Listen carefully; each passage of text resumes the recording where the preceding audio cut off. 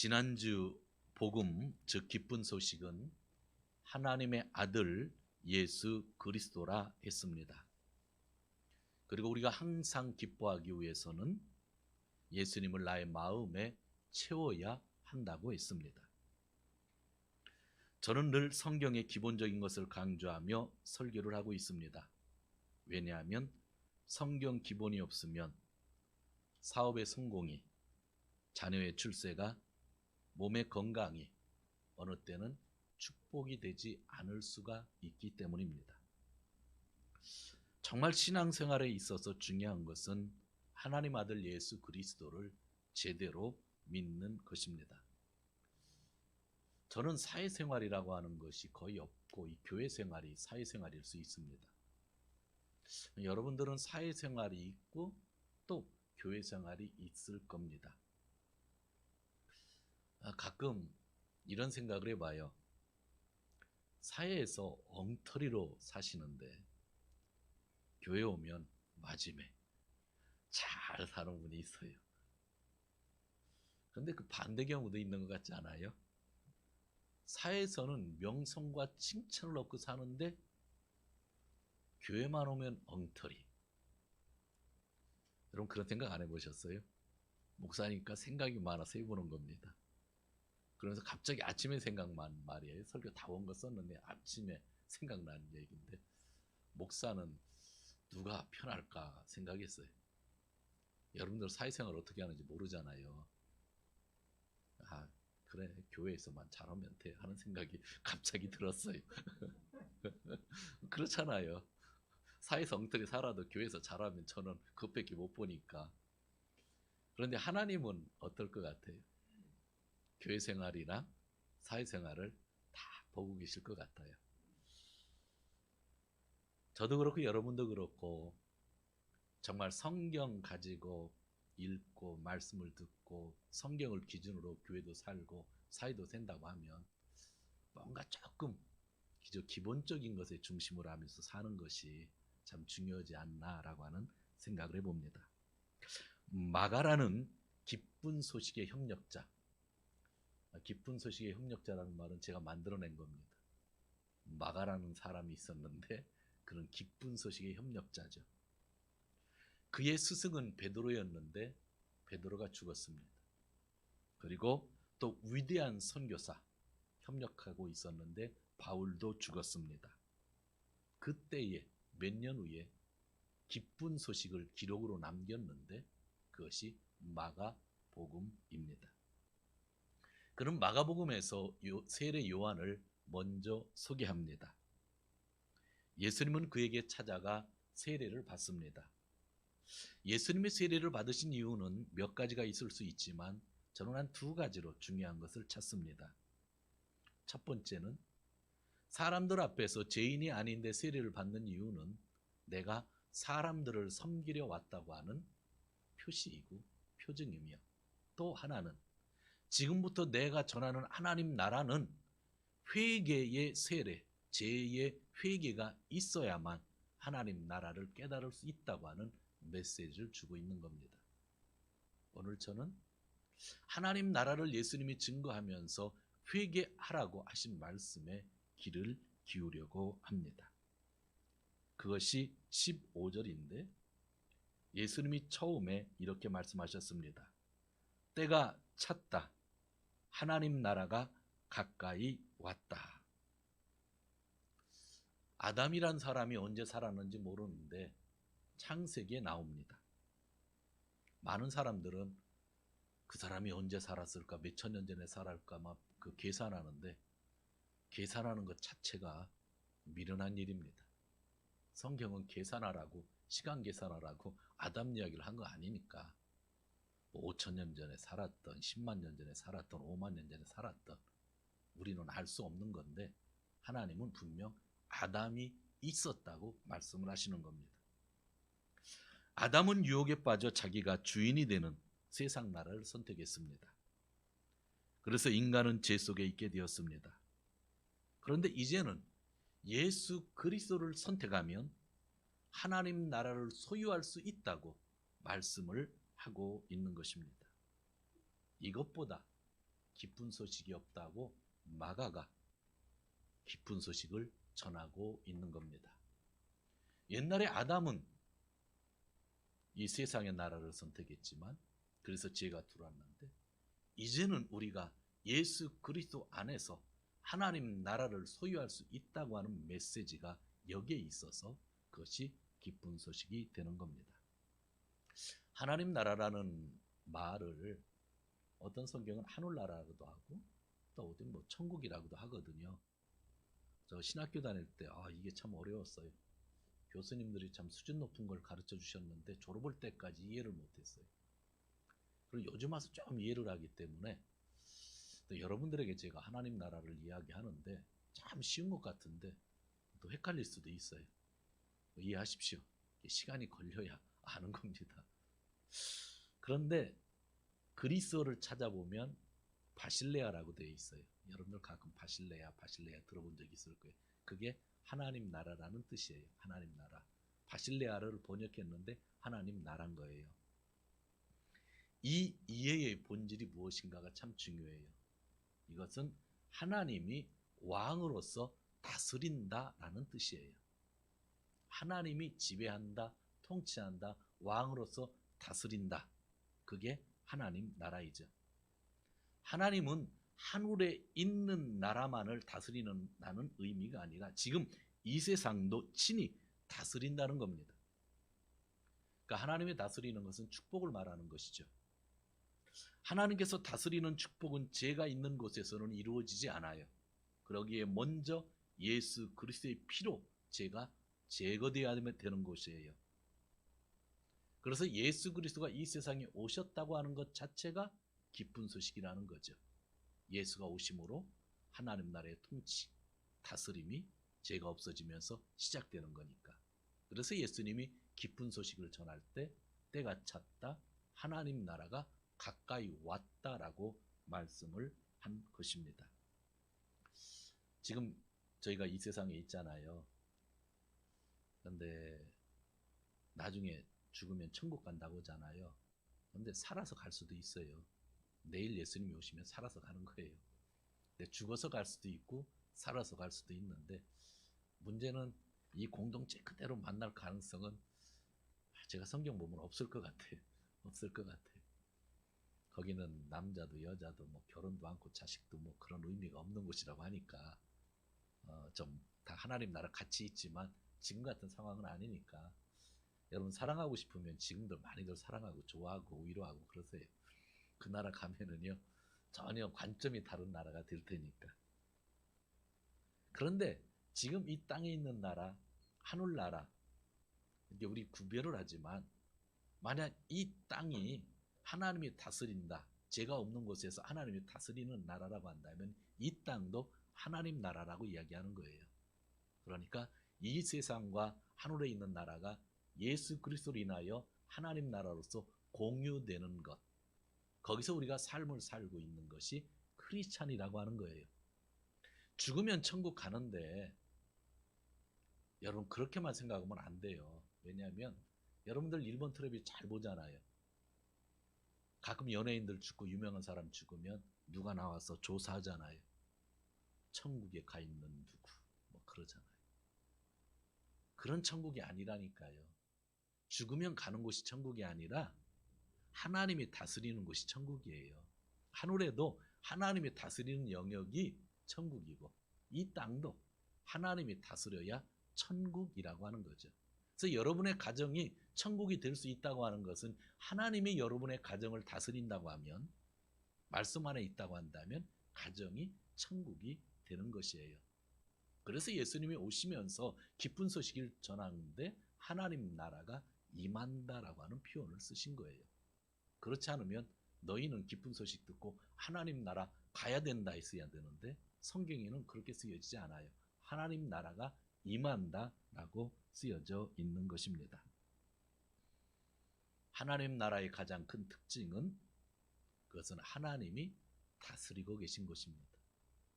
이 지구가요, 어느 날 갑자기 다 금덩이가 됐어도요, 하나님이 다스리지 않으면 거기는요, 천국이 아닌 거예요.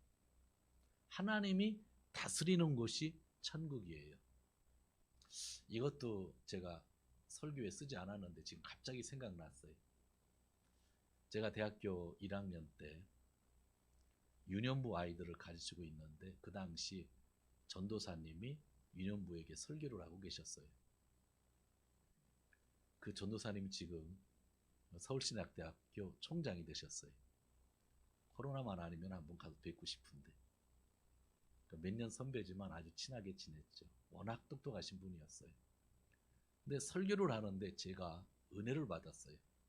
유년부 아이들한테 설교를 하는데 그때 받은 은혜가 지금까지 기억나는 거예요. 수십 년이 지났는데 아이들한테 천국에 대해서 이야기를 하고 사랑에 대해서 이야기를 하는데 이런 예화를 쓰는 거예요. 예전에 뭐 아폴로 우주선 있잖아요. 부모랑 아기가 우주선을 타게 됐다. 그랬는데 갑자기 우주선이 고장나서 공기가 다 빠져나가고 산소가 없어졌다. 그래서 아빠도 마스크를 쓰고 아기도 마스크를 썼다. 그런데 마스크도 점점 공기 빠지니까 그 통으로 있으니까 없어지는데 아버지가 자기가 쓰고 있던 마스크를 자기 자녀에게 끼워주고 너는 더 살아야 된다고 했다. 그런 얘기를 해서 애들한테 되게 철학적이고 어려운 거 설교하라 그랬죠. 그랬는데 그분이 얘기하는 거예요. 거기가 천국이고 그게 사랑이다 그러는 거예요. 왜냐하면 그 사랑이 있는 자리는 하나님이 계시니까 거기가 하나님 나라다 그러는 거예요. 우리는 분명 하나님 나라를 눈으로 볼 거예요. 그러나 그것도 하나님 나라라고 하는 것을 유년부 아이들, 초등학교 1학년, 2학년 아이들에게 가르쳐 주셨던 거예요. 그때 전 충격을 받았고 그렇구나. 그냥 알고는 있었는데 하나님의 사랑이 살아있는 곳에 하나님이 다스리고 있다고 한다면 하나님이 다스리는 곳이 천국이라는 개념을 그때 깨달은 거예요. 그런데 지금 성경이 그러잖아요. 죽어서 가는 나라뿐만 아니라 지금 이 세상에서 여러분을 하나님이 다스리고 있다고 한다면 하나님이 통치하고 있다고 한다면 지배하고 있다고 한다면 거기가 하나님 나라가 되는 거예요. 그것을 믿는 것이 크리스찬인 거죠. 그래서 세상에서 죄가 있으면 회개해야 되는 거고, 그죠? 하나님 나라가 임하는 것을 기쁜 소식으로 받아들이고 사는 것입니다. 그럼 우리는 다가오는 하나님 나라를 어떻게 준비해야 되는가? 예수님은 한 가지만 말씀하셨어요. 15절에서 회개하여라, 복음을 믿어라. 하나님 나라가 가까이 왔다 하면서 너희가 그 하나님 나라의 통치를 받기 위해서 딱 한 가지를 먼저 해야 되는데 그것은 회개하라는 것입니다. 그리스어로 제가 찾아보니까 메타노에오라고 쓰여져 있었습니다. 회개하라. 그래서 뜻을 좀 더 사전을 통해서 살펴보니까 그 뜻은 방향 전환이라는 뜻이었습니다. 방향을 전환하는 것이 회개입니다. 세상 나라를 바라보고 있던 내가 하나님이 지배하는 나라로 방향 전환하는 것을 회개라고 하는 겁니다. 회개에는 눈물이 있을 수도 있고 눈물이 없을 수도 있습니다. 회개에는 내 고백이 있을 수도 있고 없을 수도 있습니다. 회개는 방향 전환입니다. 행동이며 삶인데 예수님이 회개하라 말씀하신 거예요. 그렇기 때문에 죄를 고백하면서 예수님도 세례를 받았던 걸 우리에게 알려주는 거죠. 지난주에 제가 나의 마음에 너무 많은 것을 담으면 안 된다고 했잖아요. 담지 않았으면 좋겠어요. 전 그것이 첫 번째 버릇이었는데, 습관이었는데, 두 번째는 습관과 다르게 의학적으로도 문제가 있어요. 제가 저희 교회 와가지고 5년 전에 새벽에 나왔다가 그 의자가 미끄러져가지고 뒤로 넘어갔어요. 머리를 얼마나 세게 쪘는데 그때부터 기억력이 많이 없어졌어요. 얼마 전에 병원에 갔더니 의사 선생님이 머리 사진을 찍더니 언제 한번 부딪힌 적이 있어요? 그래서 그냥 몰라요 하고 말았는데 갑자기 생각나고 제가 넘어진 적이 있는데 그때인데 정말 죽는 줄 알았어요.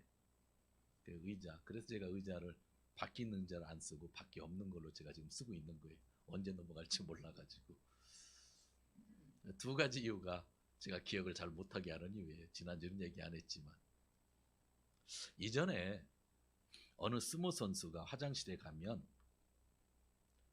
휴지를 사용할 수가 없었던 스모 선수가 있었다고 텔레비전에 나온 적 있잖아요.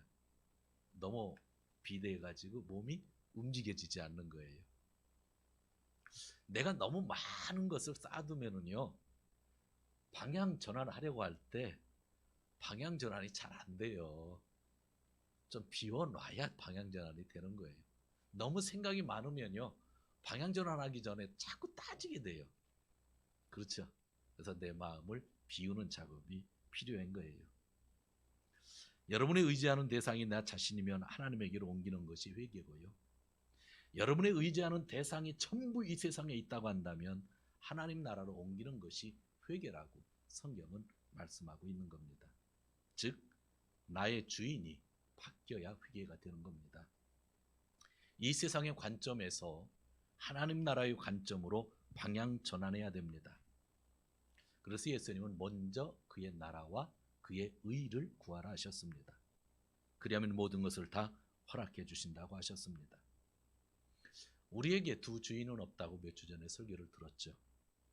우리의 고민은 사탄인가 예수님인가 그게 아니에요. 사탄이 우리의 고민되지 않아. 여러분들은 이미 다 극복하고 지금 여기 와 있잖아요. 근데 와 있는데 왜 맨날 사탄 걱정하고 살아요? 이미 우린 사탄 넘어선 사람들이에요. 정말 우리에게 문제는 만물이 나의 주인인가 하나님이 나의 주인인가가 문제인 거예요. 진짜. 그래서 예수님이 그렇게 말씀하신 거죠. 두 주인을 섬길 수 없다. 그래서 우리는 만물이라고 하는 나의 주인에서 내가 기저 주인에서 하나님으로 주인을 바꿔야 되는데 그거를 회개라고 하고 그것을 한국말로 요즘 풀이하면 방향 전환이라고 하는 겁니다. 오늘 예수님은 하나님 나라가 임했으니까 기쁜 소식이 왔으니까 너희가 방향 전환해야 된다고 분명히 말씀을 하신 겁니다. 오늘은 잠시 풍요한 물질이나 부유한 삶에 대해 성경 이야기를 하나 더 하려고 합니다. 제가 계속 기본적인 것을 전하다 보면 우리 목사님은 부에 대해서 부정하는 것이 아닌가 또 이렇게 생각하시는 분들이 종종 있더라고요. 제가 돈은 사랑하지는 않지만 돈은 꽤 필요하다고 생각하는 사람 중에 한 사람입니다. 성경은 부유를 부정하는가? No, 절대로 부정하지 않습니다. 그리고 저는 부가 하나님의 축복도 된다고 또 믿고 있습니다. 예수님이 부자 청년에 대하여 그가 부자이기 때문에 뭐라고 하신 것이 아니에요. 부자로서의 삶의 문제가 있었기 때문에 뭐라고 한 거예요. 돈이 많아서 뭐라고 한 게 아니라 돈을 가지고 사는 삶에 대해서 뭐라고 얘기했는데 우린 자꾸 부자이기 때문에 뭐 낙타가 바늘길은 못 들어간다고 하셨는데 진짜 부자는 안 되나 보다 그러거든요. 그래서 제자들이 잘못 알고 그런 얘기하죠. 야, 부자는 천국 가기 틀렸다. 그런 얘기를 하잖아요. 너무 쉽게 얘기하죠. 자기들은 다 가난하니까. 지금 다 버리고 예수님 쫓아서 돈 하나도 없으니까 아주 깨소금 맛이겠죠. 우린 가난하니까. 그 말은 부자는 들어갈 수 없다 해놓고 나는 들어가겠네 라고 하는 얘기예요. 우리 인간은 그런 거거든요. 그때 예수님 뭐라고 말씀하셨어요? 야, 부자도 하나님은 들어갈 수 있게 해준다 하고 결론을 내시잖아요. 그러니까 예수님의 관심은 부자, 가난한 거기에 있는 게 아니에요. 가난한 사람의 삶, 부자의 삶에 관심이 있는 거라는 거죠. 그런 이야기를 하면서 저는 기본적인 것을 설교를 하는 거니까 여러분들이 잘 해석을 해야만 하는 것입니다. 제가 설교하는 내용은 인센티브로서의 부자는 기대하지 말라는 겁니다. 성경은 세상 나라의 관점에서의 부자가 아니라 이 세상을 살면서도 하나님 나라의 관점에서 부자가 되라고 하십니다. 하나님은 복을 주시는 분이십니다. 이것은 변하지 않는 진리입니다. 어느 사람에게는 건강과 건강의 회복으로, 어느 사람에게는 부의 축복으로, 어느 사람에게는 마음의 위로와 평안으로 주십니다.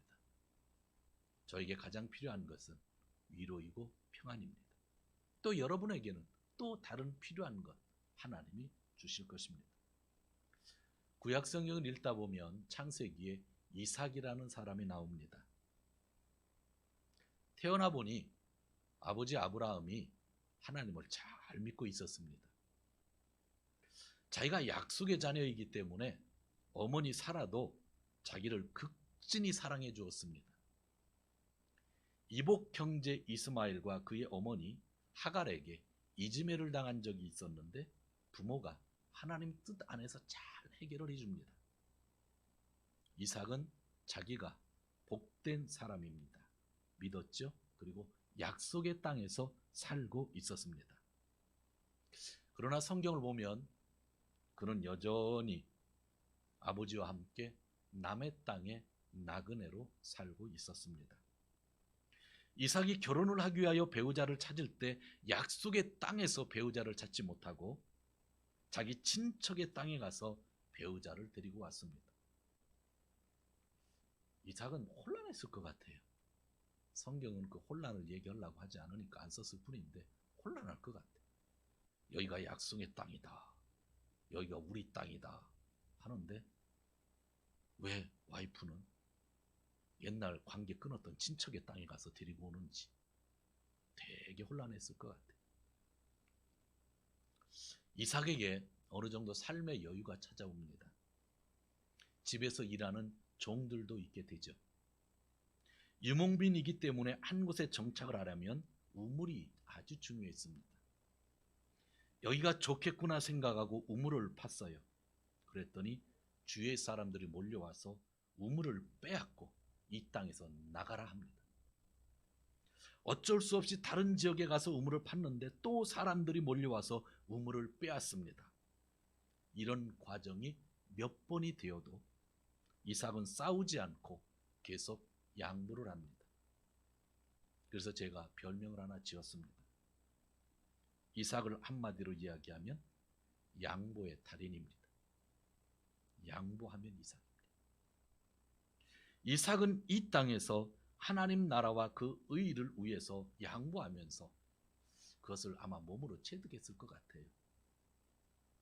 그는 양보할 수 없는 것을 양보하며 그 땅에 평화를 심는 사람이 되었죠. 결과적으로 그는 하나님의 축복을 더 풍성히 받고 나그네의 땅에서 물질의 걱정 없이 살았습니다. 저는요, 이런 부자가 나오기를 바라고 있는 거예요. 또 한 사람을 이야기합니다. 연대 측정이 불가능한 사람인데 상상을 하면 이삭과 같은 시대에 살았을 가능성이 참 많아요. 족장 시대에 살았을 가능성이 많은 사람 중에 욥이라는 사람이 있었습니다. 성경에 욥이 등장할 때 그는 처음부터 부자였습니다. 참 화목한 가정의 가장이었고 남도 잘 돕는 사람이었습니다. 그런데 어느 날 원인도 모르게 가난해졌고 몸에는 병이 들었습니다. 사랑하는 자녀들도 더 이상 볼 수가 없게 되었습니다. 아내는 도망가 버렸습니다. 그는 친구들을 만나 이야기하다가 친구들을 더욱더 미워하게 되었고 또 하나님까지 원망하게 되었습니다. 욥기에는 고통의 문제에 대한 우리 인간들의 생각이 모두 기록되어져 있습니다. 남을 찾아갈 필요 없이 고통의 문제를 의논하고 싶은 사람은 욥기를 읽으면 됩니다. 그러나 성경은 고통의 원인을 자세하게 말씀하지 않고 너 인간은 알지 못한다. 너 인간은 능력이 없다. 그 말씀만 하시죠. 그리고 심플하게 하나님만이 전지전능하다. 그렇게 이야기를 합니다. 욥은 지금까지의 자기의 생각을 거두어 드리고 전지전능하신 하나님을 인정했습니다. 바로 회개입니다. 그것을 방향전환이라고 하는 겁니다. 그리고 거기서 끝나지 않고 그렇게 묘했던 친구를 위해 기도하기를 시작합니다. 즉 세상에 평화를 심기 시작했습니다. 하나님은 그런 욥을 더욱더 부자가 되게 하셨죠. 전지전능하신 하나님을 인정하고 평화를 위해 사는 사람들, 즉 하나님 나라와 그 의를 위해 사는 자에게, 그런 사람들에게는 물질이 풍부하면 할수록 더 좋은 일이 일어나는 겁니다. 저는 좋은 일을 경험할 수 있는 부자가 되길 원하는 거고, 그렇기 때문에 기본이 중요하다고 얘기하는 겁니다. 누가복음에는 거지 나사로와 어떤 부자가 나옵니다. 전 그 성경을 읽을 때 이해가 안 되는 것은, 예수님이 예화를 드신 것이지만 거지의 이름은 있는데 왜 부자의 이름은 없는지 모르겠어요. 그래서 성경은 거지 나사로는 나오는데 부자의 이름은 안 나와요. 저는 그런 부자가 되기를 원치 않습니다. 성경이 그렇게 말씀하고 있기 때문이죠. 지금부터 3000년 전에 세계에서 제일 부자였던 사람이 있는데 그 사람은 솔로몬입니다. 그런 부자가 되는 것도 저는 원치 않습니다. 제가 부에 대해서 이야기할 때는 이삭과 같은 부자, 욥과 같은 부자, 누가복음에 나오는 삭개오 같은 방향전환한 부자, 그리고 사도행전에 나오는 바나바와 같은 부자의 삶을 살기를 원하고 있는 겁니다. 내가 주인 삼은 것을 내려놓고, 즉 방향전환하여 하나님을 주인으로 섬기는 사람이 먼저 되어야 우리에게 주시는 은혜 축복이 정말 감사하고 풍성한 것이 되는 것입니다. 그래서 지금 기본적인 것, 성경적인 것, 우리가 자꾸 집중을 해야 되는 겁니다. 교회에서 그것에 집중하면 할수록 우리는 정말 밝은 미래를 준비할 수 있는 겁니다. 주인이신 하나님은 부가 필요한 사람에게는 부를 주실 것이며, 위로가 필요한 사람에게는 위로하여 주실 것이며, 건강이 필요하신 분에게는 영육간의 건강함을 허락할 것이며, 그 어떤 상황에도 기뻐하며 살게 해 주실 것입니다. 저는 그것을 믿고 있기에 목사가 되어 설교를 하고 있는 것이고, 그것이 믿어지지 않으면 오늘이라도 강대상에 내려와 그냥 다른 일을 할 것입니다. 성도 여러분, 예수님은 하나님 나라를 전했습니다. 그것은 이 세상의 죄와 죽음의 나라에서 하나님 나라로 방향 전환해야 한다고 말씀하시면서 전했다는 것 기억하십시오. 하나님 나라가 임했는데 너무나 기쁜데, 그 기쁜 소식의 주인공이 될 수 있는 사람은 지금 방향 전환해야 된다 하는 것입니다. 내가 중요시하는 것이 나쁘다고 하는 것이 아니라 나의 삶의 주인이 되는 것에서 하나님으로 방향 전환해야 된다고 그렇게 말씀하는 것입니다. 그리고 마지막으로 성경은 뭐라고 말씀합니까? 복음을 믿어라 이야기를 하고 있는 것입니다. 하나님은 믿는 사람에게 하나님 나라를 선물로 주십니다.